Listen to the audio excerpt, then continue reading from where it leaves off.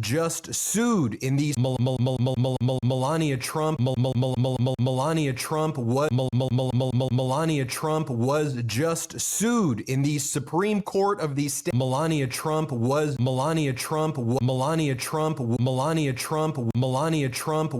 just sued in the Supreme Court. Melania Trump was just sued. Melania Trump was just sued in the Supreme Court of the state of New York by Michael Wolff, renowned author who has reported on Donald Trump before, as Trump's former biographer. He was spoken to by Jeffrey Epstein about potentially being Epstein's biographer, and had spent hours and hours speaking with Epstein.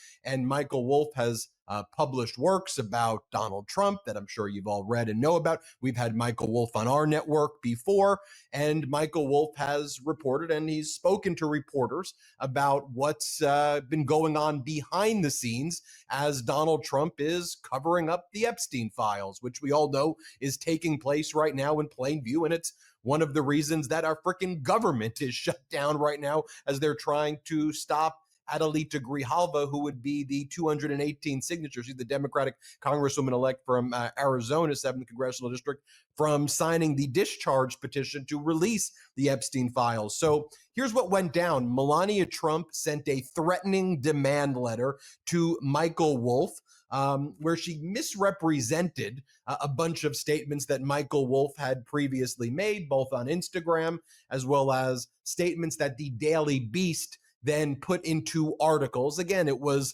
kind of half statements. It didn't fully give the full context of what Wolff was saying, but a demand letter was sent to Michael Wolff. The letter was sent on October 15, 2025. We have a copy of the letter here. It says, "Dear Mr. Wolff, this law firm represents is litigation counsel for the First Lady of the United States of America, Melania Trump, hereinafter Mrs. Trump."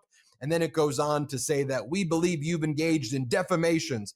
And it goes into, here's the article's defamatory statements. And they list in the article, and they go, "You said Melania Trump is very involved in the Epstein scandal. You've said First Lady Melania could be the missing link in Trump's ties to convicted sex offender Jeffrey Epstein." I'm reading from the letter right now that this guy Alejandro Brito sent to Wolff. C, "Melania was very involved in Epstein's social circle and noted that this is how she met Trump." D, "She introduced by a model agency, both of whom Trump and Epstein are involved with. She was introduced to Trump that way. Epstein knew her well." Then it goes on to cite other Instagram posts where it says that you said, Wolff, that Epstein told you that Trump and Melania got together for the first time on Epstein's airplane, and that Melania met Trump through the same modeling circles through which Epstein and Trump procured dates. You said, Wolff, this sham marriage, trophy marriage, hardly any marriage at all,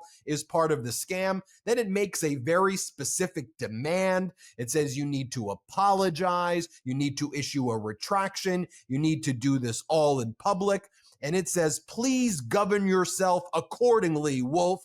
So on the deadline that was given for, I guess, Michael Wolff to govern himself accordingly, Michael Wolff sued Melania in New York Supreme Court, which is their trial court. We have the lawsuit right here, verified complaint for declaratory judgment and damages under New York's anti-SLAPP statute, strategic lawsuit against free speech, basically, against public policy, where Michael Wolff saying, I'm reporting on the facts that I know. I'm an author who has a First Amendment right. And then Michael Wolff goes through each of the allegations that are being made and says, first off, you're providing incomplete or kind of erroneous context to what I actually said. And then there's opinion protections. One of the protections is truth and being truthful about it. And Wolff sued Melania Trump for this declaratory relief action under anti-SLAPP law in New York. And it basically says, look, by you, Alejandro Brito, on behalf of Melania Trump, sending these demand letters and making these threats to chill my speech, I've now was like, okay, I mean, this is there is a law. There are laws against this. There are laws against what the First Lady and the President are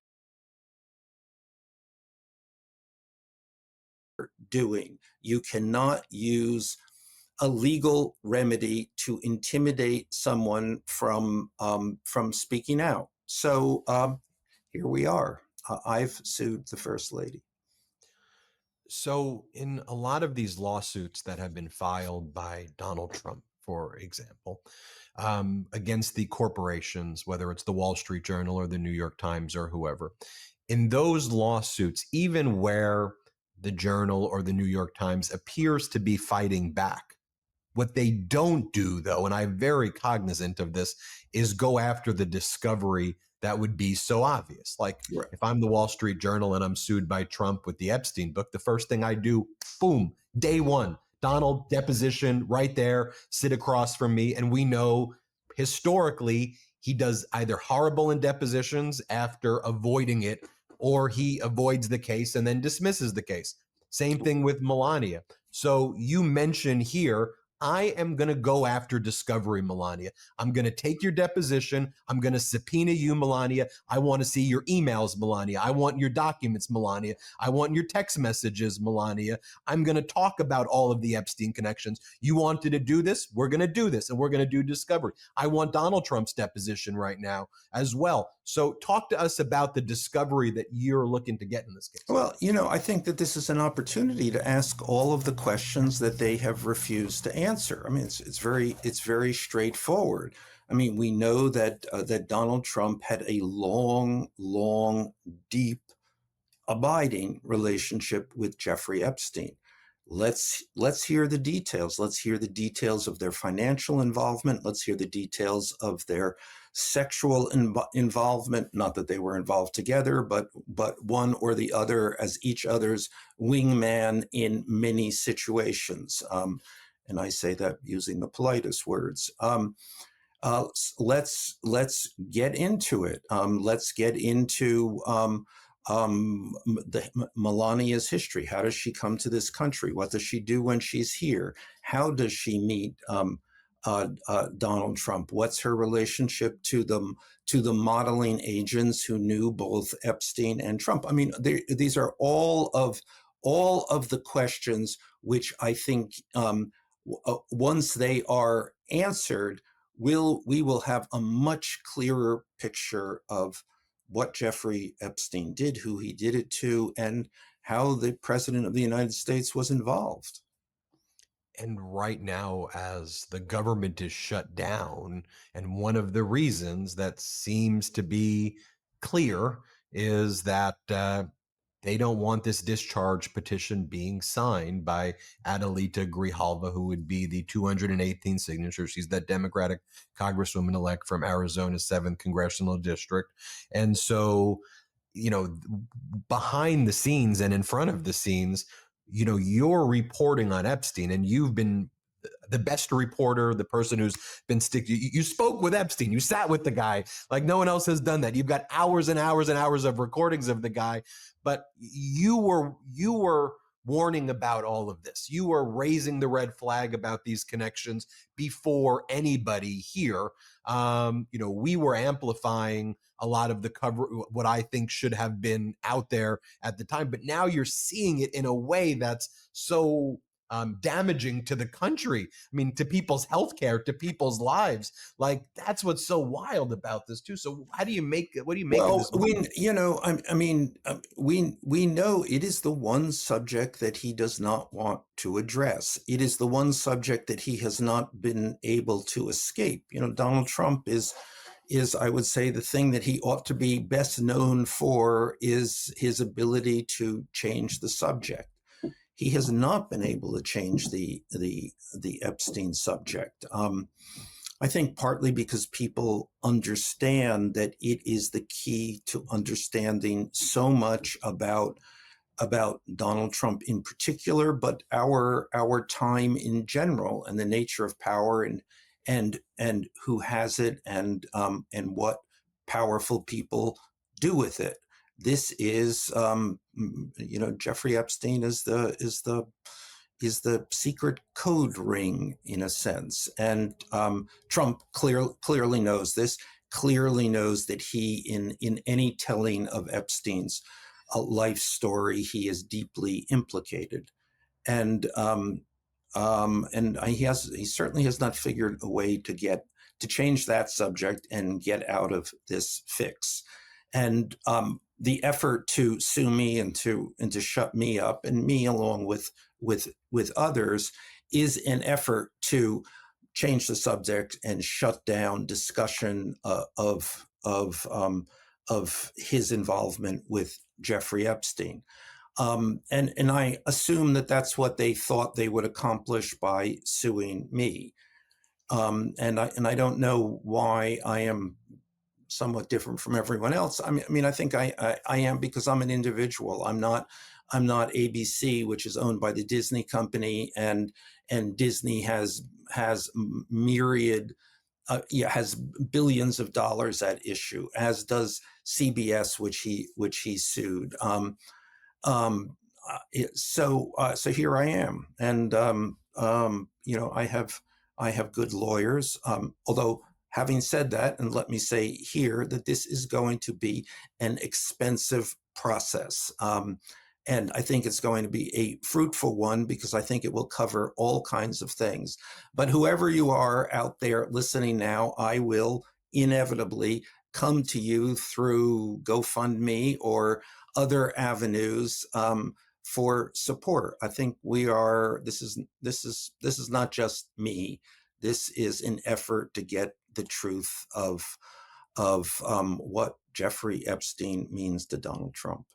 Well, let us know whenever you have that set up. We'll have you back on to give us the update. Let us know when she's been officially served, when you get out that first round of discovery. I'd love to share with our viewers here all of the discovery requests that she's going to be asked about her past connections, about Donald Trump's past connections, his subpoena, when he gets subpoenaed. Under the precedent, the Clinton Jones case, he doesn't have executive immunity to he'll try to block it. But I think that you have a path to get discovery there, especially with all that he said. So we'll be following it, Michael. And on behalf of journalists, who care about the First Amendment across the country, I mean, a big thanks to you for standing up in a big way. We really appreciate it. Well, it's going to be.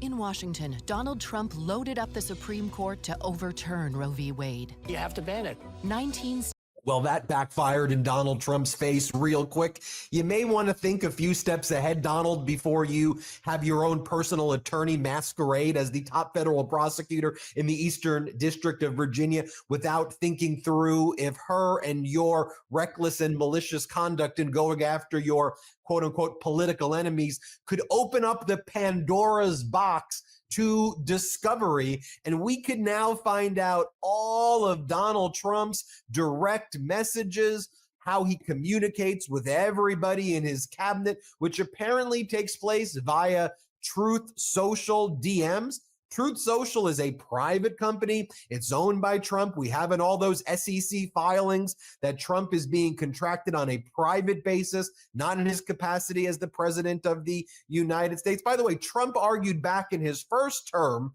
when he was basically sued for his conduct in blocking people or doing other stuff on his @RealDonaldTrump account on Twitter.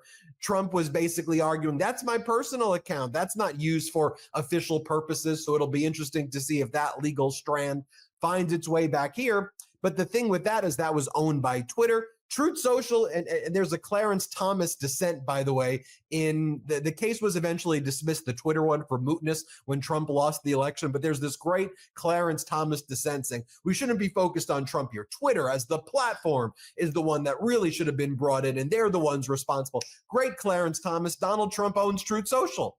Seems that your argument applies here. And we know that when Donald Trump made that social media post, hey, Pam Bondi, Pam, go after my political opponents, get out, go after Comey and Schiff and Letitia James. He thought that was the direct message that he was sending to Pam Bondi. So he's likely having these conversations with Bondi, to Lindsey Halligan, who's now that former personal attorney of his, turned the top federal prosecutor in the Eastern District of Virginia. There's this big disqualification motion to get rid of Halligan because she didn't go through the steps to actually even become the top federal prosecutor in the Eastern District of Virginia. But the big motion that Comey filed, everybody, this past week, because the motions to dismiss are being filed, vexatious litigation, that this is a reprisal against him, that he's being targeted as a result of Trump basically ordering it. And as part of this motion to dismiss on the grounds of a vexatious, as of a targeted, of a malicious, if you will, federal prosecution, what Comey asked for is, I want discovery.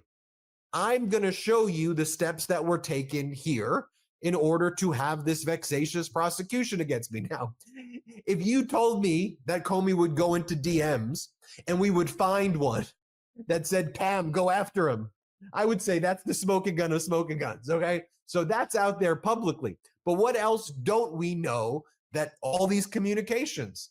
I'm interested to see all of them. And not just as it relates to the Comey case, I'm interested to see, is this how Donald Trump is communicating with Kristi Noem and Bondi when it comes to Trump invading cities like Chicago and Portland? And, are they going back and forth there? Is Lindsey Halligan admitting nobody wants to try this case with me, Donald? We're going to get Halligan's messages. Now, Trump will try to assert executive privilege, blah, blah, blah, blah, blah. I shouldn't have to turn over discovery. Halligan doesn't have that argument. Bondi doesn't have that argument. They're going to try to make the argument, oh, since we were speaking with him, it's executive privilege. Well, then I could see a situation where the judge goes, bet, if you're not turning it over and we don't have it, that's your choice to make. But then you can't prosecute the person for it. So if you don't want to turn it over, fantastic, but then you can't do the prosecution. Or, Donald, you may have to testify. You may become a witness now in this because you put out in the public using your private social media, your Truth Social, as a private citizen account, that is, and you posted this. You're a witness in this case. And then Trump will be like, well, I don't have to testify. And I could see the judge. Let me bring in Harry Littman from Talking Feds, because this is interesting as I'm thinking about these permutations. I could see this getting to the point where the judge says, great, you don't want to turn over your stuff, Donald. Okay. You don't want to testify. I'm going to have no alternative and no option then but to dismiss the case. So you'll have to make that choice. I think it could go right there as he gets cornered. What do you make of it, Harry? This is it's really something. Remember, we've said this again and again. These motions normally go nowhere. All kinds of defendants believe the government's after them. But Jim Comey has a paper record like nothing else, and it's a really strong motion. It seems to me the only alternative for Nachmanoff's granting discovery is to just grant the motion outright, which Comey argues for, without even doing that. That would be a really extreme move, which is why I think we'll see a grant of discovery. And then, just as you say, it's what happened here. We want to be able to show the reprisal. It really is ultimately what Trump did and said. And the executive privilege or other claims they'll interpose, and I think it'll be a ferocious battle, is this time targeting a vessel in the Pacific. The new images tonight, the boat off Central America taking a direct hit, exploding in flames. What President Trump said just moments ago about his authority to target these boats and about potential targets on land. Also tonight, the demolition at the White House. Sources now telling ABC News the entire East Wing expected to be demolished as soon as this weekend to make way for President Trump's $300 million ballroom. Tonight, some Republicans now questioning the optics of this amid a government shutdown. And former First Lady Hillary Clinton tonight saying to the American people, it's not his house, it's your house, and he's destroying it. Tonight, the stunning story of survival off Massachusetts. The family on a boat engulfed in flames, jumping off in the middle of the night, swimming on their own to an island where they were stranded. Their dramatic radio call for help. Tonight, Tropical Storm Melissa now expected to become a major hurricane, eventually a Category 4. The newest models in tonight, the potential track. Lee Goldberg is standing by with the forecast. In New York City tonight, anger after ICE sweeps in arrests along New York City's Canal Street, known for tourists and shoppers looking for designer knockoffs. How many people were arrested, and tonight the new claims about some who were detained. Tonight, the former sheriff's deputy charged with murder after the deadly shooting of Sonia Massey in her kitchen in Illinois. The trial has begun, and tonight hear the key testimony from his own partner on that day. Tonight, the horrific images coming in from Ukraine, another Russian attack. This time, kindergartners rushed to safety, surviving while hiding in a shelter. And a short time ago, President Trump tonight on new sanctions against Russia. And the president is asked, why now? Tonight, the deadly multi-vehicle crash on the interstate, the truck causing a chain reaction crash, and news coming in now on the driver of that truck. There's news tonight on the Super Bowl halftime show featuring Bad Bunny. NFL Commissioner Roger Goodell breaking his silence for the first time after President Trump sharply criticized his choice. And heard around the world, you have to hear this young American pianist who won. Making history tonight, his hometown in Massachusetts celebrating and making his professors right here in Philly very proud. From ABC News, this is ABC World News Tonight with David Muir. Reporting tonight from Philadelphia. Good evening from Philadelphia tonight. You can see Independence Hall right here behind us and why we're here a bit later in the broadcast. But we do begin tonight with the breaking news. For the first time, the U.S. launching a deadly military attack on a suspected drug boat, this time in the Pacific off of Central America. Defense Secretary Pete Hegseth tonight posting the video online showing the boat taking a direct hit. The boat burning on the water. Authorities say 2 people on board were killed. Hegseth saying the boat was traveling along a known drug trafficking route, comparing drug cartels to Al-Qaeda. At least 34 people have now been killed in 8 known strikes carried out by the U.S. military. Just moments ago, President Trump tonight reacting to the images just released and what he's now saying about his authority to target these boats in international waters and about potential targets on land. ABC's chief national correspondent Matt Gutman leading us off tonight. Tonight, for the first time, the U.S. launching a deadly airstrike on a suspected drug boat in the eastern Pacific Ocean off Central America, a major expansion of President Trump's war on the cartels. Secretary Pete Hegseth posting this video of the strike, saying the vessel was involved in illicit narcotics smuggling as part of a designated terrorist organization, but did not provide evidence. He added that 2 people were killed. And President Trump just moments ago reacting to the images just released. We have legal authority, right? We're allowed to do that. And if we do by land, we may go back to Congress. But this is a national security problem. The administration has been cracking down on suspected drug smugglers in the Caribbean, bombing 7 vessels there since September 2nd. And in a show of force, the U.S. flying 3 B-52 bombers off the coast of Venezuela late last week. President Trump said he also has authorized covert CIA missions inside Venezuela. But this newest strike tonight, targeting the eastern Pacific, it's where roughly 70% of all the cocaine that enters the U.S. is smuggled, according to multiple government agencies. The U.S. Coast Guard has been battling drug smugglers there for more than a decade, chasing boats and arresting suspects, as we witnessed in 2019. The suspected smugglers heaving bales of cocaine into the ocean as the Coast Guard closed in. These boats will take all sorts of evasive routes so they can evade law enforcement assets. So they're going way out to sea. They will, sometimes we're 1,000+ miles from land. David, the tactic we're seeing now is vastly different from what we witnessed just a couple of years or even a few months ago. Back then, it was the U.S. Coast Guard that was targeting and then trying to apprehend suspected drug smugglers. Now it's other branches of the U.S. military targeting them with airstrikes from above, David. Matt Gutman leading us off here tonight. Matt, thank you. We turn now to the growing controversy over the demolition at the White House, and all of this playing out in the middle of this government shutdown, now day 22, with thousands of federal workers losing their jobs. Tonight, sources telling ABC News the entire East Wing is expected to be demolished as soon as this weekend to clear the way for President Trump's $300 million ballroom. Some Republicans tonight now questioning the optics of this, especially during this shutdown. And now former First Lady Hillary Clinton saying to the American people, it's not his house, it's your house, and he's destroying it. ABC's Barry Bruce tonight. Tonight, sources tell ABC News President Trump is aiming to tear down the entire East Wing of the White House by this coming weekend to make way for his new ballroom, which Trump now says will cost $300 million. When he announced the project, the president pledged it would not interfere with the building known as the People's House. It won't interfere with the current building. It'll be near it, but not touching it, and pays total respect to the existing building, which I'm the biggest fan of. But this week, the nation's capital taken by surprise when bulldozers and cranes started demolition. In order to do it properly, we had to take down the existing structure. So from here we can get a glimpse of this massive construction project, and we can see these huge bulldozers ripping away at the walls, debris flying down everywhere. All that's left of the East Wing now, this mangled, exposed structure. The original East Wing, built in 1902. It was updated in 1942 and has been the traditional home for the First Lady's offices. In 1962, Jackie Kennedy giving Americans their first televised glimpse. Tonight, former First Lady Hillary Clinton dismayed, posting, "It's not his house, it's your house, and he's destroying it."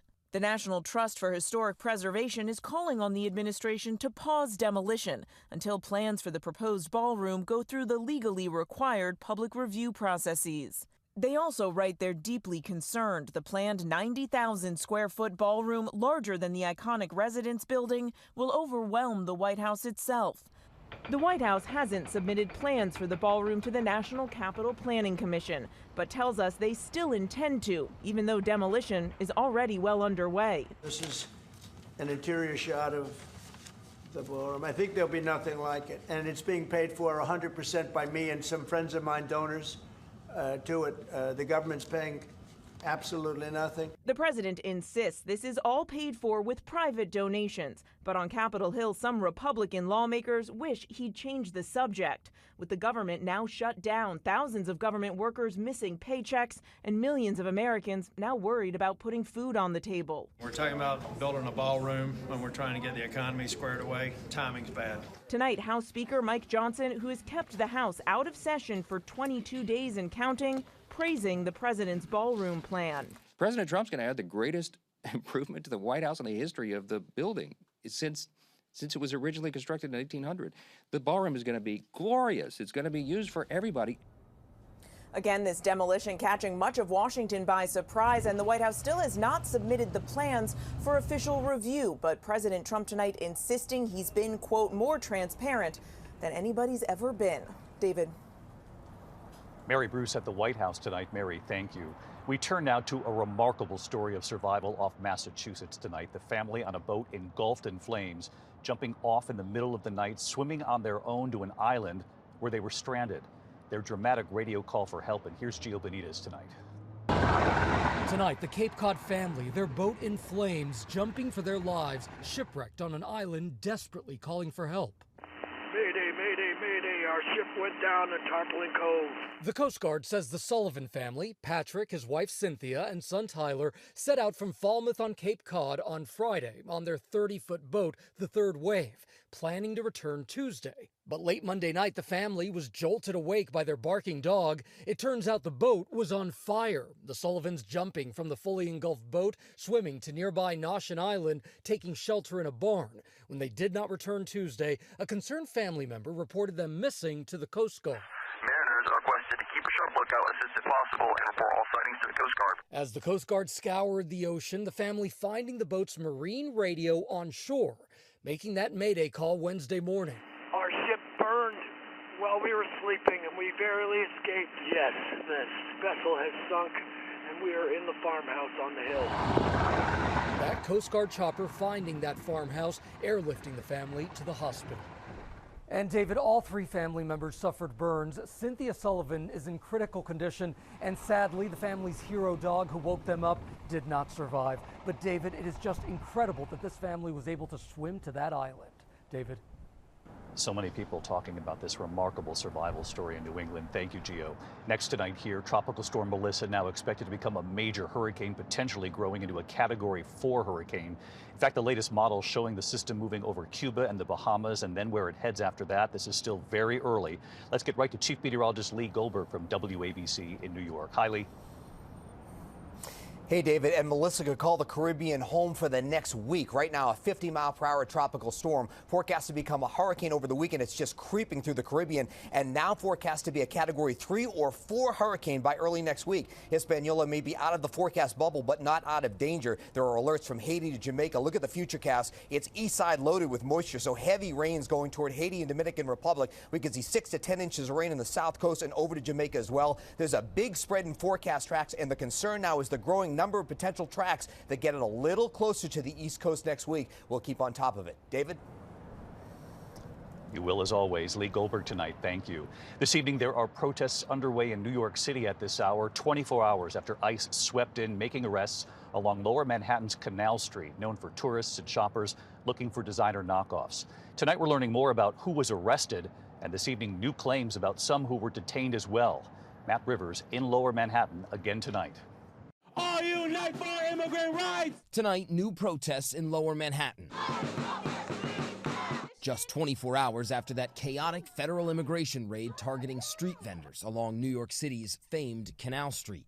ICE says it arrested 9 undocumented immigrants during an operation aimed at the sale of counterfeit goods. It's definitely intelligence-driven. It's not random. We're just not pulling people off the street. DHS says a handful of protesters were also arrested but later released without charges. New York Congressman Dan Goldman today blasting ICE for allegedly detaining American citizens. This is a militarized effort to incite tension, passion, and inflame the communities in New York City. New York's Attorney General now asking members of the public to turn over videos documenting the actions of federal officers. Tonight, we're learning DHS now surging resources to San Francisco. ABC News learning a Coast Guard base nearby will host Border Protection agents starting today. And David, protests underway once again tonight here in Lower Manhattan. The message here tonight, a clear one. ICE should leave New York City, but the acting director of ICE says the city can expect more immigration arrests in the weeks to come. David? All right, Matt Rivers on the scene again tonight for us. Matt, thank you. We turn now to the trial of a former sheriff's deputy charged with murder for the deadly shooting of Sonia Massey in her home near Springfield, Illinois. The deputy, Sean Grayson, opening fire during a confrontation in Massey's home. A key witness today, his partner from that day, now testifying for the prosecution, saying the woman in the kitchen, Sonia Massey, quote, never did anything that made me think she was a threat, and that it was Grayson's, quote, actions that raised my sense of awareness. Grayson has pleaded not guilty to all charges. From Ukraine tonight, the horrific images coming in after another major Russian attack. This time, kindergartners rushed to safety. They survived while hiding in a shelter. Just a short time ago, President Trump revealing new sanctions tonight against Russia, and the president was asked, why now on the sanctions, weeks after that summit with Vladimir Putin on American soil? Here tonight, Rachel Scott. Tonight, the harrowing images of a direct Russian strike on a kindergarten in Ukraine. This video circulating online showing a projectile heading towards the building. Then a fiery blast. Debris flying everywhere. The kindergartners inside rushed to safety, surviving in a shelter. It comes 2 months after President Trump met with Russian President Vladimir Putin in Alaska, a meeting that only led Russia to intensify its bombardment of Ukraine.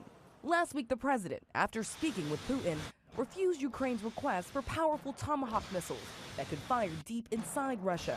President Trump saying he would soon meet with Putin again in Hungary, but that meeting is now called off. Russia saying we cannot postpone what has not been finalized. And late today, the president announcing he will now impose new sanctions on Russia. They're massive sanctions. It's sanctions on oil. The 2 biggest oil companies, among the biggest in the world, but they're Russian. They do a lot of oil. And hopefully it'll push, hopefully he'll become reasonable, and hopefully Zelensky will be reasonable too. You know, it takes 2 to tango, as they say. And again, David, we saw those disturbing images of that Russian attack on a kindergarten in Ukraine. The children inside rushed to safety. Tonight, the president was asked why he's imposing new sanctions on Russia now. The president says he felt like it was time, saying, quote, we waited a long time. David. Rachel Scott with us here tonight as well. Rachel, thank you. When we come back, the horrific and deadly crash on an interstate. The dash cam images tonight from inside the cab of a tractor trailer slamming into a vehicle, setting off a deadly chain reaction crash, and what we've now learned about the driver of that truck in just a moment. There's also news tonight on the Super Bowl halftime show. NFL Commissioner Roger Goodell breaking his silence tonight for the first time after choosing Bad Bunny. What Goodell is now saying about the halftime show after criticism from the president in a moment here.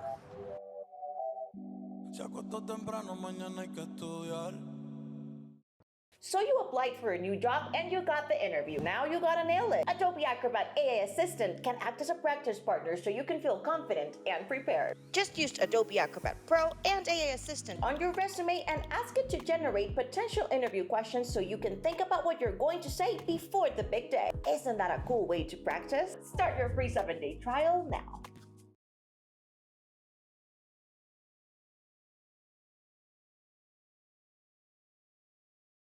Hey, John Hamm, you still coming to my dog's birthday party? I have to sell my car. Well, just sell it to Carvana. Carvana? Isn't that your car? Okay, fine, I sold it to Carvana. Thank you. So you'll come? What, are we gonna walk? Sell your car to Carvana today.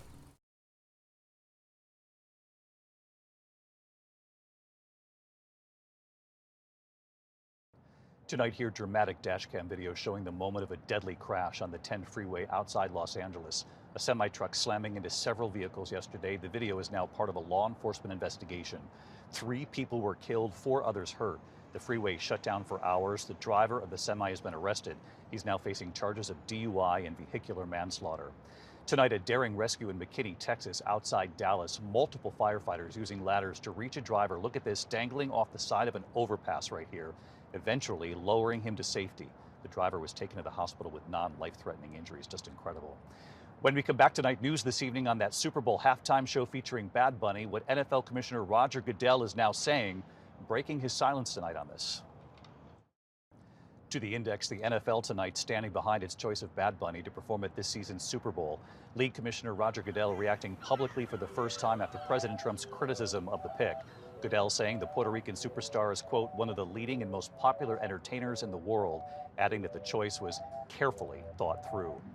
When we come back tonight, you have to see this. The young American pianist on stage in front of the world, his performance tonight, competing against China, Japan, South Korea, and why he made his professors here in Philly very proud. Finally tonight here, America Strong, the young American pianist who is now the world Korea thought Thomas. Injuries just incredible.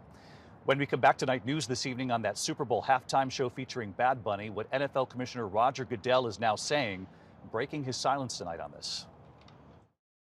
To the index, the NFL tonight standing behind its choice of Bad Bunny to perform at this season's Super Bowl. League Commissioner Roger Goodell reacting publicly for the first time after President Trump's criticism of the pick. Goodell saying the Puerto Rican superstar is, quote, one of the leading and most popular entertainers in the world, adding that the choice was carefully thought through. When we come back tonight, you have to see this. The young American pianist on stage in front of the world, his performance tonight, competing against China, Japan, South Korea, and why he made his professors here in Philly very proud.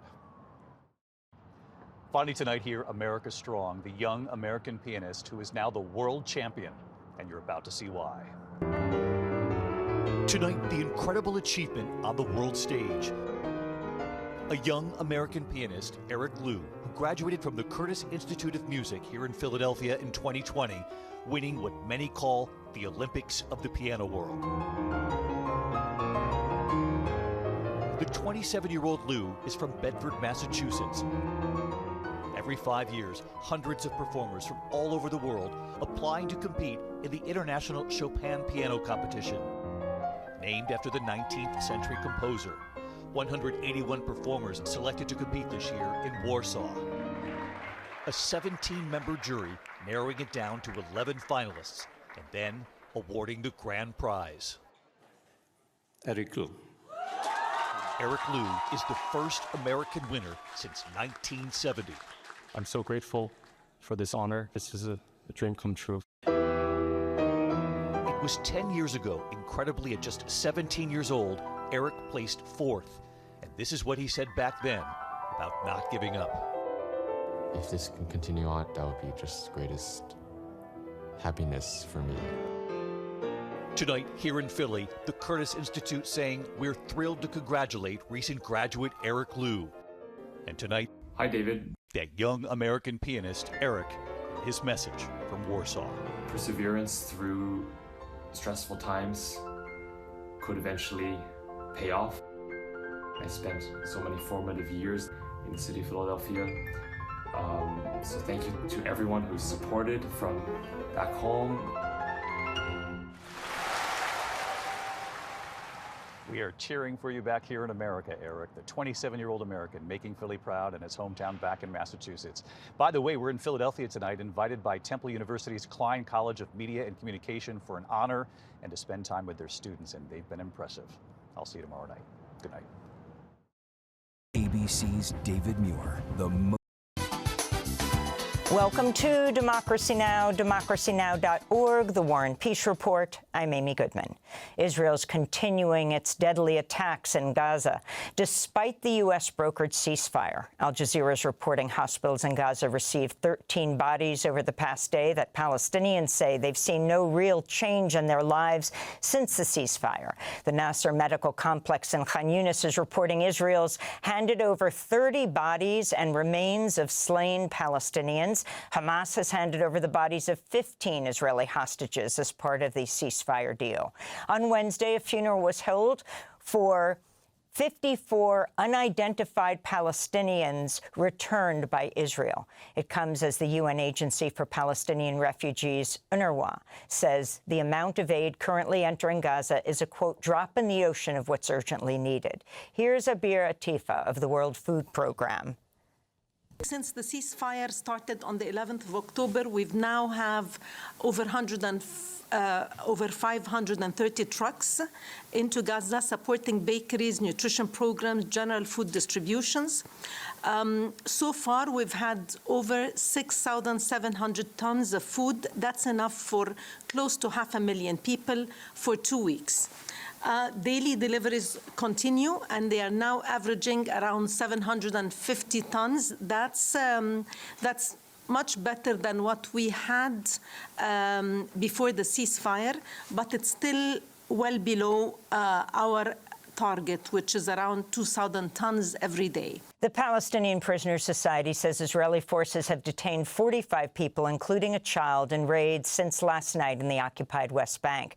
The group describes Israeli forces have vandalized homes and repeatedly assaulted detainees and their relatives. It comes as the UN Human Rights Office in the occupied Palestinian territory is warning about an alarming rise in Israeli settler violence against Palestinians as the olive harvest season gets underway. So far this year, there were over 750 Israeli settler attacks on Palestinians, which is a 13% increase from last year. On Tuesday, a panel of judges from the Philadelphia-based Third Circuit Court of Appeals appeared skeptical of the Trump administration's attempt to rearrest and deport Palestinian activist Mahmoud Khalil. The Columbia University graduate was the first pro-Palestinian campus protester to be jailed by the Trump administration over his advocacy work. Khalil's lawyers have filed appeals to prevent the Trump administration from detaining him again. Yesterday, Khalil spoke to supporters outside the federal court. I have said things like this shows how my case is actually just like a test for everyone's rights here across the country. The federal government shutdown has entered its 22nd day. Earlier this week, the federal judiciary ran out of funding to support the work of nearly 30,000 staffers in 94 district courts. Some of these courts are furloughing staff for the first time in 30 years. It comes as several states are warning they'll be forced to suspend Supplemental Nutrition Assistance Program, that's SNAP benefits, by November 1st if the shutdown continues, impacting an estimated 42 million people nationwide. Meanwhile, at a White House Rose Garden lunch for Republican senators yesterday, President Trump unveiled a new nickname for Russ Vought, the White House budget chief, who's been spearheading cuts to programs nationwide amidst the shutdown. And I will say this, that we have Darth Vader. You know Darth Vader, right? Darth Vader is a man who, I think he's sitting right. Is that Darth? Stand up, please, Darth Vader. Stand up. Does everybody know? They call him Darth Vader. I call him a fine man. But he's cutting Democrat priorities, and they're never going to get him back. A January 6th rioter who was pardoned by President Trump has been rearrested for allegedly threatening to assassinate House Democratic leader Hakeem Jeffries. Christopher Moynihan reportedly sent text to an unidentified recipient, including, quote, Hakeem Jeffries makes a speech in a few days in NYC. I cannot allow this terrorist to live. and, quote, I will kill him for the future, unquote. Moynihan is among the 1,500 people who participated in the January 6 riots, who were later granted clemency by Trump when he returned to office. In a highly unusual move, President Trump's demanding the Justice Department pay him about $230 million in compensation for the federal probes against him. Many of the senior DOJ officials who would be needed to approve such a payout previously worked for Trump, including the Deputy Attorney General Todd Blanche, his former private attorney.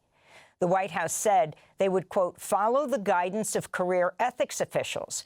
But Attorney General Pam Bondi fired the agency's top ethics advisor in July. Arizona Attorney General Chris Meidas is suing Republican House Speaker Mike Johnson for refusing to swear in Representative-elect Adelita Grijalva.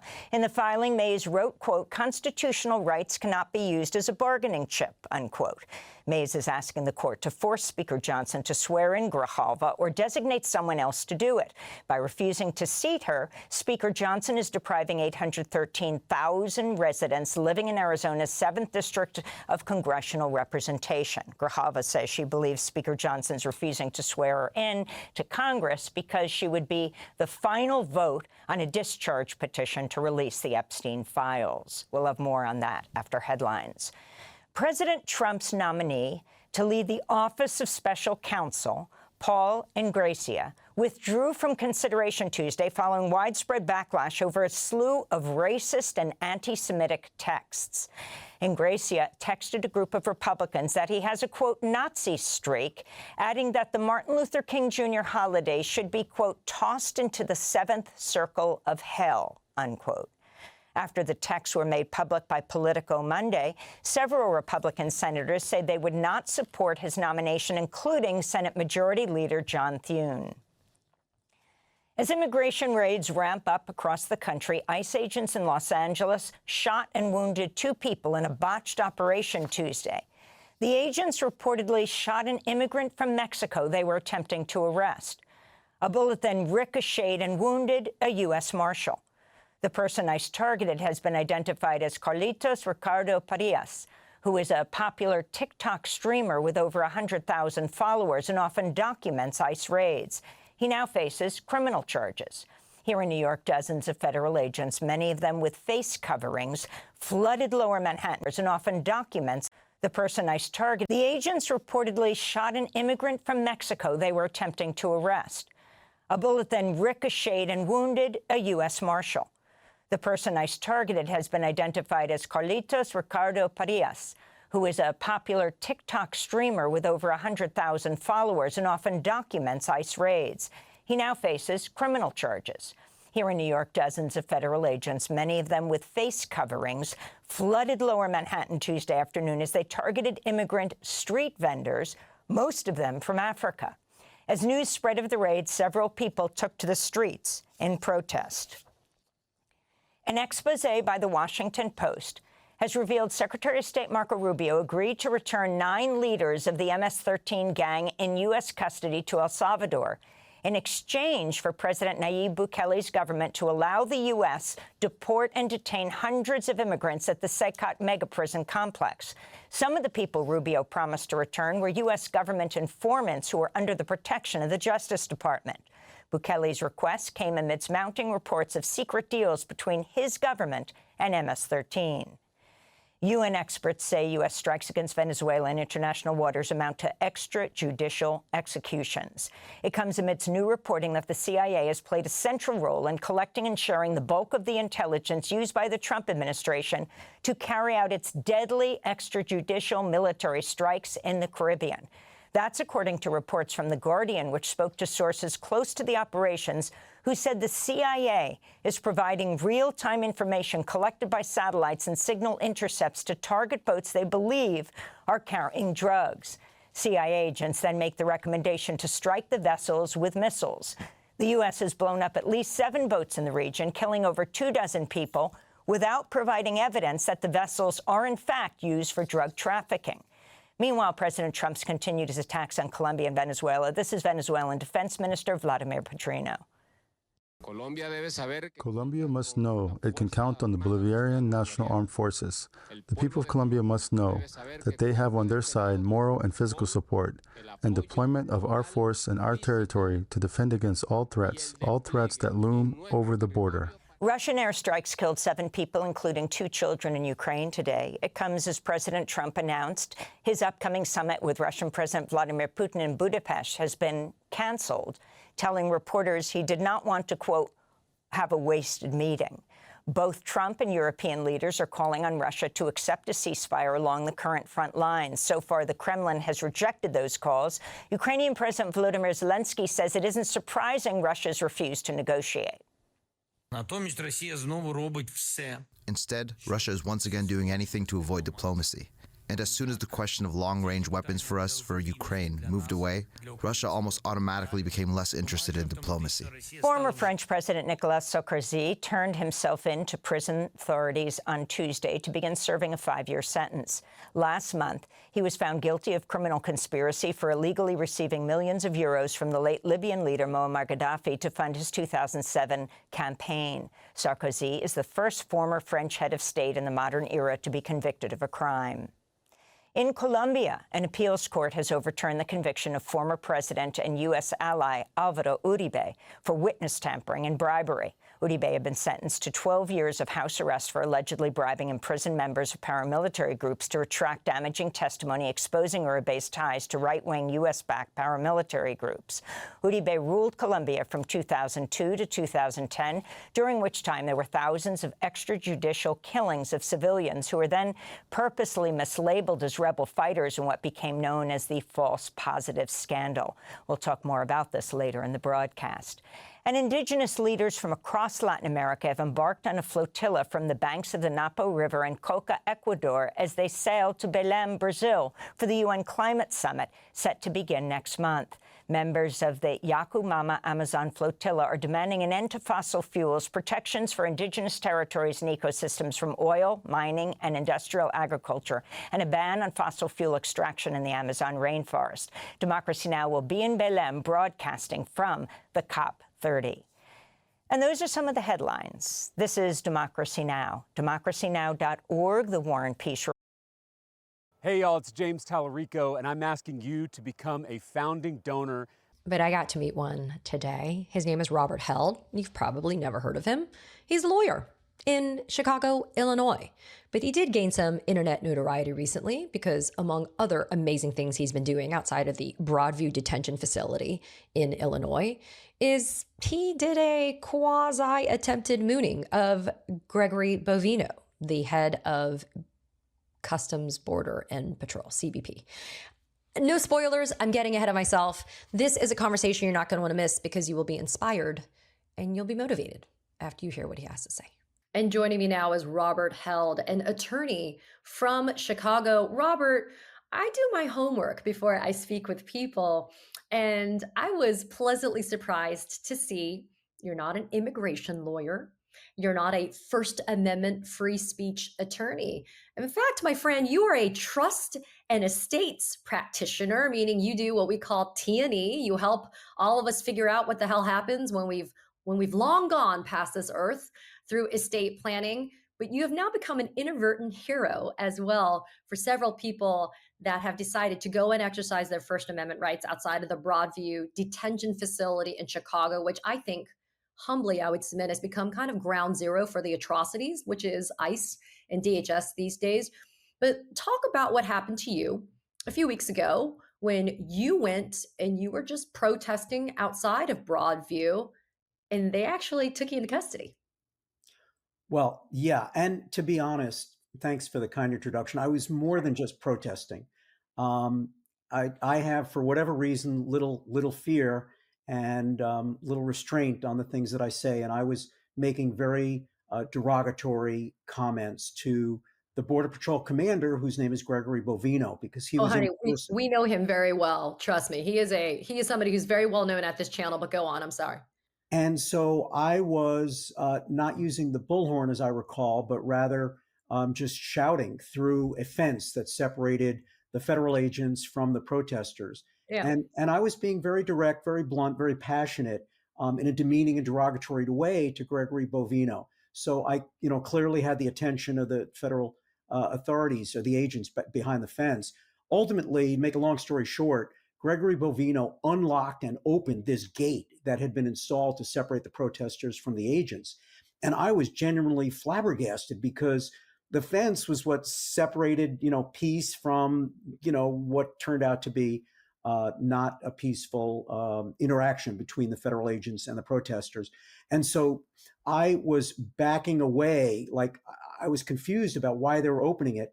And Gregory Bovino, and I have it on video, he's saying, clear the street or you'll be impeding us and you'll be arrested. Words to that effect. I backed up and continued to video and tried to back up more quickly than they were walking towards me, and ultimately decided to clear the street, ran off the street, and was chased by federal agents. That's also on video. An independent journalist actually caught a substantial portion of that chase. I'm 68 with a bad hip. I used to be a runner. Ultimately, I got to a fence where I couldn't get any further, and I was detained by agents from an unknown agency because they were masked without any insignia. Okay, but Robert, we're going to break that down. I feel like we're in trial. I feel by a substantial words to that effect. They were opening it, and Gregory Bovino, and I have it on video, he's saying, clear the street or you'll be impeding us and you'll be arrested. Words to that effect. I backed up and continued to video and tried to back up more quickly than they were walking towards me, and ultimately decided to clear the street, ran off the street, and was chased by federal agents. That's also on video. An independent journalist actually caught a substantial portion of that chase. I'm 68 with a bad hip. I used to be a runner. Ultimately, I got to a fence where I couldn't get any further, and I was detained by agents from an unknown agency because they were masked without any insignia. Okay, but Robert, we're going to break that down. I feel like we're in trial. I feel like we're on direct examination and you're like my witness. And we're like, Robert, we're going to break this down for the members of the jury. Last I checked, and trust me, I'm a cage. As we come on the air, there are 800,000 people in the state of Arizona who are right now being deprived of full representation in Congress, thanks to House Speaker Mike Johnson's refusal to swear in their Congresswoman-elect, Adelita Grijalva. Mike Johnson has double and triple and quadrupled down on his refusal to seat Grijalva. He is claiming that he's following House traditions of swearing in members only during regular sessions, except that isn't his own tradition. As with many things MAGA Republican, there's an obvious and clear double standard staring us in the face. When Republicans are the ones who win and would benefit, Mike Johnson, as he did in April, swore in 2 new House GOP members during a pro forma session. Watch. Will Representatives-elect Fine and Petrone? 4 reasons why Green Chef makes eating clean easy for me. 1, my meals support my evolving goals and. As we come on the air, there are 800,000. Great question. So we decided to do that because we wanted to make sure that we could quickly get to the merits of the case, and we didn't want Mike Johnson to make any sort of immunity claims. So we thought that was the best. Welcome to the Tara Palmieri Show. Virginia Giuffre's memoir is out, Nobody's Girl, and it is absolutely shaking. Command the Department of Justice to release the Epstein files. If they're released, you'll see, hopefully, if they're released with unredacted, you'll see all of the people that Virginia writes about. You'll see their names in her depositions. And I'm really proud of her for pushing this story forward.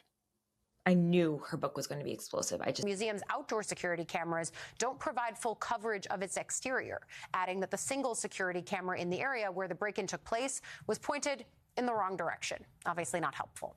French officials say the burglars broke into the world's most visited museum Sunday afternoon and stole 8 pieces of French crown jewelry worth an estimated $102 million before then escaping on motorbikes. The Paris prosecutor's office confirmed to NBC News that they found traces of DNA in a helmet and a pair of gloves left behind at the crime scene, but it remains unclear if that DNA belongs to any of the suspects.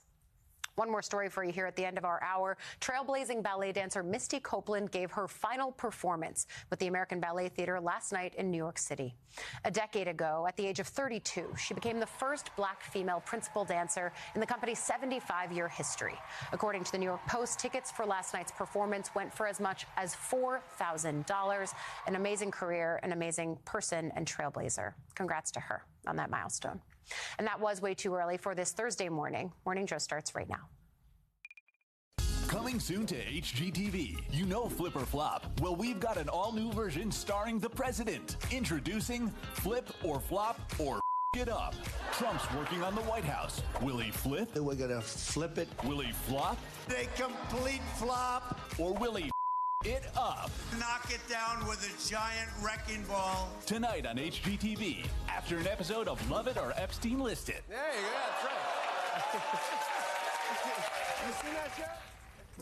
Jimmy Fallon's take on the massive demolition underway on the grounds of the White House. We'll talk about the growing scope and soaring price tag of the president's construction project. Trump, meanwhile, is acknowledging his talks with Vladimir Putin are going nowhere. What that frank admission means for the war in Ukraine also ahead. How Republicans on Capitol Hill are reacting to the Pentagon's plan to limit the military's contact with Congress. And to paraphrase the president, they're not sending their best. We'll talk about the mixed results from the administration's recruiting push by Immigration and Customs Enforcement. Good morning and welcome to Morning Joe. It is Thursday, October 23rd. Along with Joe, Willie, and me, we have MSNBC National Affairs analyst and a partner and chief political columnist at POC, John Heilman. Washington Bureau Chief at USA Today, Susan Page is with us. Rogers Chair in the American Presidency at Vanderbilt University, historian John Meacham is with us, and President Emeritus of the Council on Foreign Relations, Richard Haass is here. So, Joe, a lot to get to this morning. We're watching the White House slowly get chipped away on the East Wing. Or you call that chipping away? Wrecking ball. You call that chipping away? I mean, that is more like a wrecking ball. Complete demo. I mean, it's like it raises the question: like, is there no oversight? Could a president tear down the entire White House if he wanted to? I think Charlie Sykes was asking that question yesterday. It's kind of surprising. I like, you know, there will be people that say, well, presidents have done this and that. And that. Yeah, that's right, they have, but. Like with zero oversight, that's the thing that you know, and Willie, it goes to, you know, Pam Bondi's oversight hearing that we saw, I think, last week, where just the absolute contempt for the people that write checks to fund your agency, and now you have Pete Hegseth, who runs the Pentagon, saying, hey. You know, according to these reports, we're going to, you know, just like we did with the press, we're going to stop, reporting to you guys as much. And, of course, a couple of Republican senators obviously concerned, but that would be like a child telling his parents or her parents, yeah, I'm not going to show you my report card, but keep giving me my allowance. I mean, it really is that way. It's like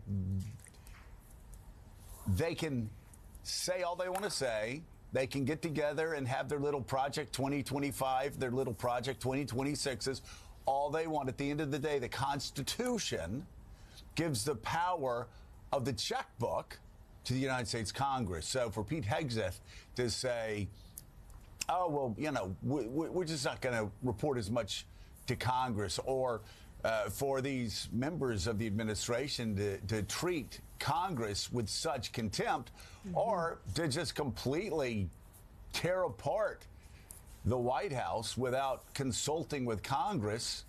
Not that these Republicans have shown much of a spine anyway, but still, I mean, I really do think there are people who are in the, and let me say this slowly so they understand, the second branch of government, who now think they're the only branch of government because they got elected by, what, 49.9% of the vote.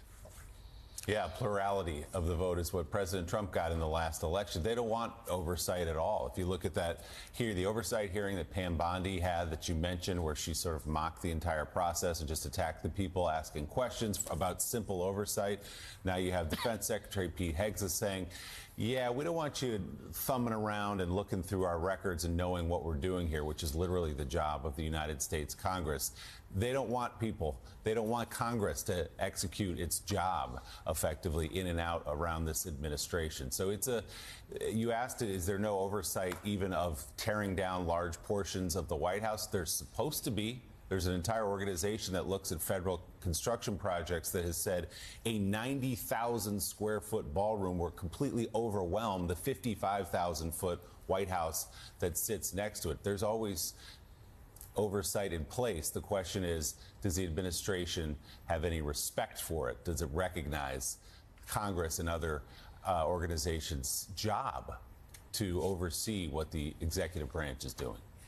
Well, and is Congress going to actually have the nerve, the backbone, the spine to actually do their jobs on every one of these fronts? I mean, again, it's in past times, if any attorney general treated any members of the Senate with such contempt, or people went up to the Hill and treated those who were committing oversight on the administration, the first branch giving oversight to the second branch, which the first branch completely funds, because that's what the United States Constitution would say, Mika, you would have Republicans and Democrats together going, wait, I think you got this backwards. You may want to go back and read the Constitution. It doesn't matter what some dork in some, Washington think tank is telling you. The Constitution gives the first branch the power to fund and the power of oversight. And right now, the second branch is doing whatever it wants, because too many in the first branch are giving them free rein. And the impact is going, again, said it a billion times, I'll say it again. It is Republicans who will pay for this in the future, unfortunately. It is independents. It is Democrats. I mean, we will all pay for the precedents that this weak and enfeebled Congress is setting right now. Yep. We're going to talk about this a little bit more in a moment. But first, our top story this morning. The United States is imposing new sanctions targeting Russia's two largest oil companies, along with dozens of their subsidiaries. The Treasury Department made the announcement yesterday. The sanctions may extend beyond just the companies named in the announcement. The Wall Street Journal highlights the warning in the sanctions notice that, quote, foreign financial institutions that conduct or facilitate significant transactions or provide any service involving Russia's military-industrial base also run the risk of being sanctioned. Since Russia launched its full-scale war on Ukraine, its lucrative oil industry has been the primary source of funding for its war effort. Yesterday, in the Oval Office, President Trump discussed that and recent comments from Treasury Secretary Scott Bessent, who said Vladimir Putin has not been honest and forthright with Trump. Today is a very big day in terms of what we're doing. Look, these are tremendous sanctions. These are very big. Those are against their two big oil companies, and we hope that they won't be on for long. We hope that the war will be settled. I just felt it was time. We've waited a long time. I thought that we'd go long before the Middle East. And Mark, as you know, we did the Middle East plus 7. So we did 7 different wars from Pakistan and India to so many. Azerbaijan, Armenia. Which they said was impossible to do. All these wars I did, and the one that we have left, we have one left. It'll be 9. We have one left, and I think we'll get that done too. Yep. I think we're on our way to getting it done. We have to. In terms of honesty, the only thing I can say is every time I speak with Vladimir, I have good conversations, and then they don't go anywhere. They just don't go anywhere. You know, this is, Willie, I'd said after Anchorage, a lot of people were freaking out after Anchorage because people weren't flying, Putin wasn't flying a white flag. I said at the time, I thought it was all part of a process. We understand the president has been far more subservient to Vladimir Putin in the past. But this has seemed to be a process. It's been a very jagged process. But after Anchorage, having the European leaders come in, which was, a historic group of European leaders coming together, they've been talking about sanctions. I think these sanctions are positive sanctions. I like the fact that they're going to sanction any institution that deal with the Russians on oil. And certainly, hopefully, the Europeans will be there shoulder to shoulder on the sanctions part of it and not getting oil. But this is, I do think, I won't say it's a significant step because who knows, maybe it changes tomorrow. But I will say it's a significant trajectory that we are going in. If we continue with that trajectory, with pressure being put on Vladimir Putin, with oil close to, it's down to about $60 per barrel. He doesn't have the money to continue fighting this war. Putin doesn't. It doesn't matter how much he flexes his muscles or gets on top of a horse without his shirt on. It doesn't change the facts on the ground. And the facts on the ground are, first of all, he can't get the territory on the battlefield that he wants to get at the negotiating table. And he can't make Russia's economy any better than it is. And it is really, really weak right now. These sanctions should hurt it.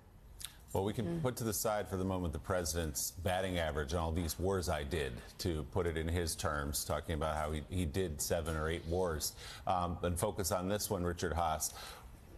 Is this a trajectory? Does this look like a plan to you? And why does President Trump seemingly go back and give Putin another chance, seemingly go back and give him the benefit of the doubt when everyone who's known who Vladimir Putin is and what he wants for decades now? Well, I'm going to answer this question really on behalf of all think tank dorks in order to keep Joe happy here. One of the best, sitting right here. You're one of our favorites, Richard. One of our favorites. Thank you, Joe. But you don't go around thinking that the dorkdom that you do in a think tank has the power to override the United States Constitution. There are certain people in Donald Trump's government that do think that what they think of in their bespectacled glasses while they're in some dorkdom think tank in Washington, D.C. has more pull and more power than the Constitution of the United States. You would never do that, Richard. I would never do it. They certainly have selective readings of that. It's kind of the short version of the Constitution. They skip Article 1 and things like that. It kind of gets you to the end really quickly. Look, I think you used a good word here, which is trajectory of the policy. I like 2 things that seem to have gotten announced. One is the reduction of restraints on the use of U.S. intelligence to attack targets, economic and military targets inside Russia. Good step. Second of all, these financial sanctions against the oil companies, they're welcome. They're not game changers. Increasingly, the world is learning how to move around weaponized dollar sanctions. You can use barter.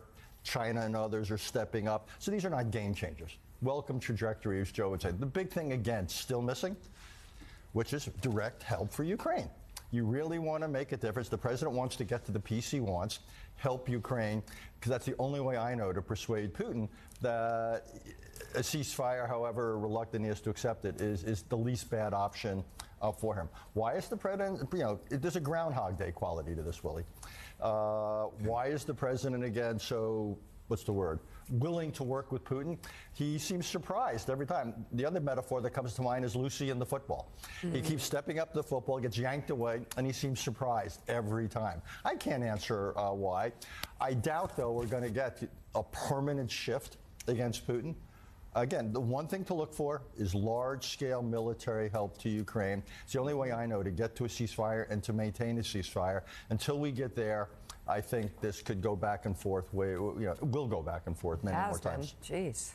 Well, of course, the thing that always held Joe Biden back in the early part of the war, and what Donald Trump has certainly expressed concerns about as well, is the fact that Russia has a fairly significant stockpile of nuclear weapons, and they do. So, So that will have you treating foreign powers a little bit differently.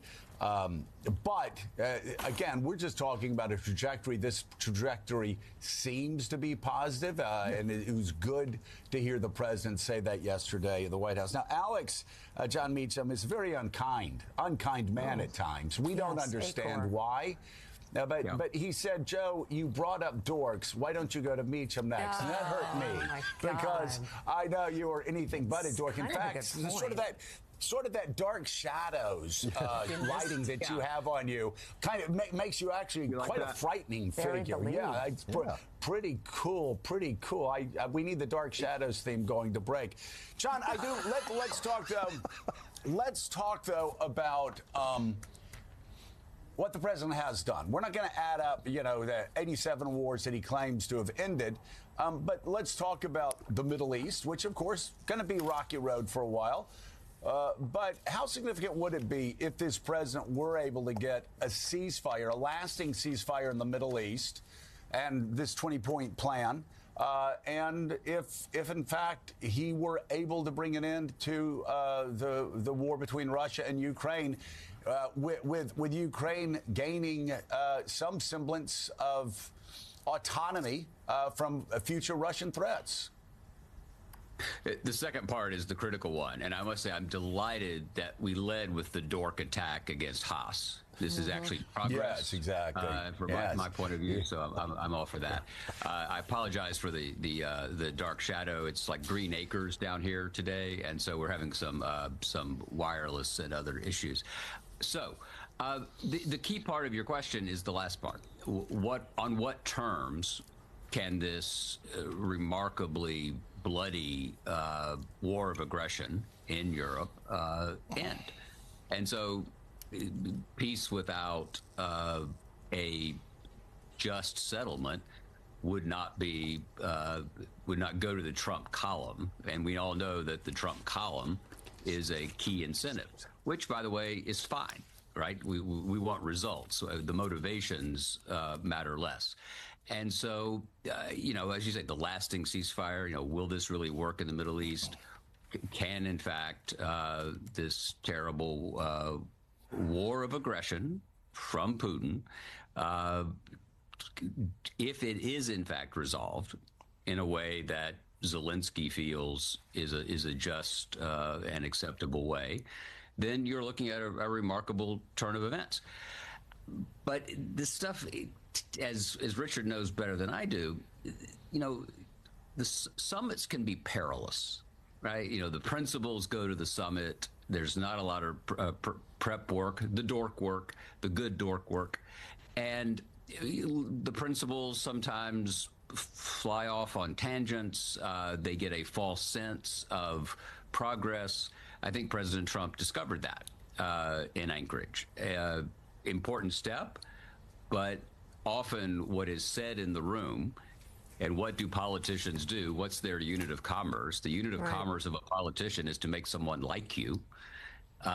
Mika, you know this. Your father spent an enormous amount of time being sort of one of the dorks, but also one of the principals, right? So he had a dual role there.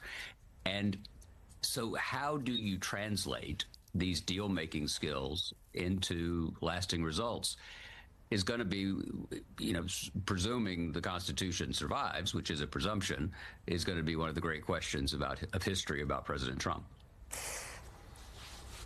Yeah, Mika, I just want to say for the record here, as we go through this the very important conversation about geopolitical peace, and I never referred to anybody on this set being a dork. All right, they are outing themselves here, and if they want to come out of the dork closet, they can do that.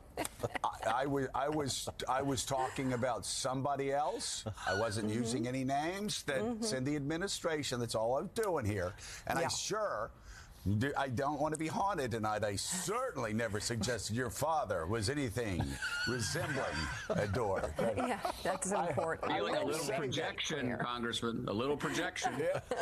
I will say the self-identification here by these two. I wasn't talking about them, and they talked about themselves. So. Yeah, and Joe, I like the way when it comes to big, to be afraid. Be very afraid. Be very afraid. No, Mr. Bond, I expect you to die. All right, Susan Page. Obviously, there's this sanctions package sitting in Congress, and Congress has a role in this. Republicans have a role in this, and yet nothing. Yeah. Just for the record, I don't have a PhD, so I can't be a dork by definition. I think that requires never a doctorate. The sanctions could pass Congress. There's support for sanctions against Russia in Congress, and I do think that yesterday was an important day because that was a step we had not seen President Trump willing to take before. Now, he still needs to enforce these sanctions, and the sanctions aren't everything, as Richard Haas was saying, but they are something. And one of maybe the most flummoxing thing about Donald Trump's presidency has been his deference to Vladimir Putin, and we saw just a little less of that yesterday. And so let's see if that continues. And there's every sign that Congress is willing to go along with Trump if he wants to move ahead with sanctions that they would need to impose. All right. Still ahead on Morning Joe, the United States military launches 2 more strikes on alleged drug vessels. We're going to talk about this. Of presidential power wrote an essay earlier this month saying that these strikes go beyond anything he has seen, that there's no evidence that the Venezuelan government is somehow involved or directly involved, or no evidence has been presented that they're involved. So this is, what at least Colombian officials, who these last 2 strikes were about, have said this is a violation of international. I just want to read, Richard, from John Yoo. Go ahead. The direct quote here, because as you say, John Yoo, the author of the so-called torture memos, No Squish, to be sure, writes, the White House has yet to provide compelling evidence in court or to Congress that drug cartels have become arms of the Venezuelan government.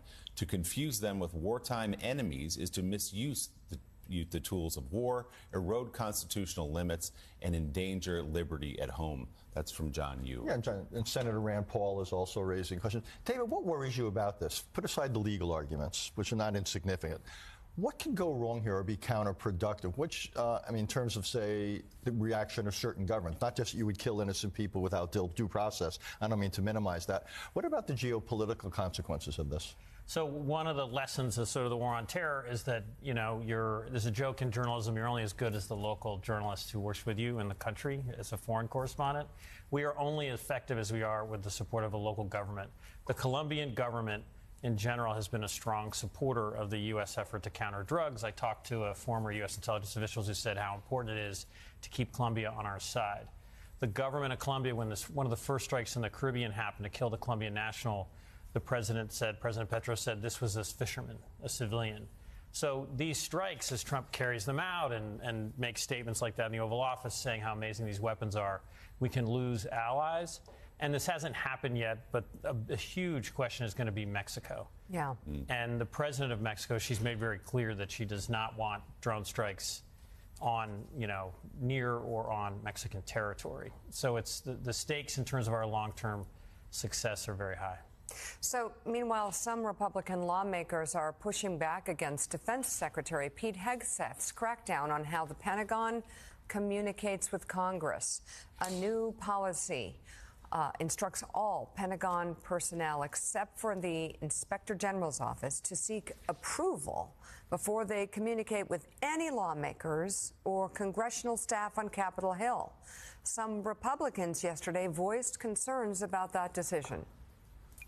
We have Senate-confirmed nominees that I dare say would we be reluctant to confirm if our access to accurate information from the Department of Defense was inhibited in any way.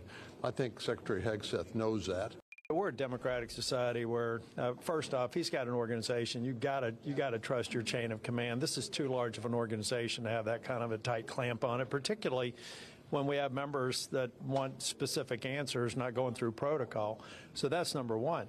But I think generally, this sort of closing the discussion to the press, limiting how many people can act independently in their capacity, very senior capacities in the DOD, just doesn't make sense to me. It underlines a lack of trust in the organization that I don't think is good for senior management to project. Well, and again, John Heilman, the funding comes from those people. Those people fund Pete Hegseth. Those people fund his salary, fund his staff's salary, funds the Pentagon, funds everything. And you know, I don't have to go back to when I was in Congress. I can talk about 10 years ago. If you were sitting on the Armed Services Committee, like I sat on the Armed Services Committee way back, my God, let me tell you, any Secretary of Defense that said that, like, they'd be called in front of that committee or to do what we used to do. You would just freeze spending in a certain area where said SecDef would feel the pain. So, I mean, yes, this is stupid for the Article 2 branch to be trying to do this Article 1 branch. It's just pathetic, though, that all they can do is go out and talk in front of microphones instead of actually taking real action. Hopefully, they're being very blunt behind the record. But this is sort of an upside-down world where you've got the Article 2 branch telling the Article 1 branch who they can talk to and who they can't talk to. Well, you know, Joe, it's only about the 900th way in which we live in upside-down world, bizarro world with respect to the relationship between the Article 2 and the Article 1 branch since the beginning of Trump's second term. You know, I'm with you. You know, all I can say is kind of like baby steps. You know, can we take some hope? Because in the fact that at least there are a few members of the Senate, Republicans in the Senate, who are speaking out on some of these issues, because really for the first 10 months of Trump 2.0, there was nothing. There was no action, and there was no talk. There was just total abdication of the Article 1 responsibilities, prerogatives, and authorities.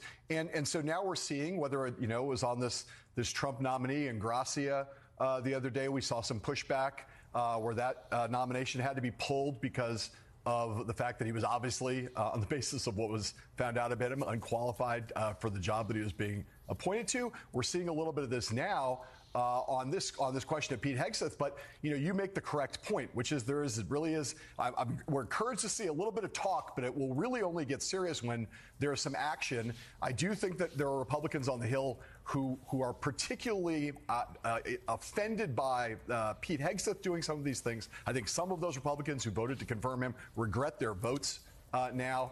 And the last thing I'll say is I want to loop this back to the previous topic, which is of all of the topics we've talked about today, where some congressional oversight seems to me essential is, and Rand Paul agrees with me about this, is on the question of the strikes against these Venezuelan fast boats, because that we're taking the lives with no evidence whatsoever, no congressional consultation whatsoever, let alone congressional authority. We are saying that we're now at war over drugs here. Well, if we're at war, time to start talking about the War Powers Act, because right now all of this is happening.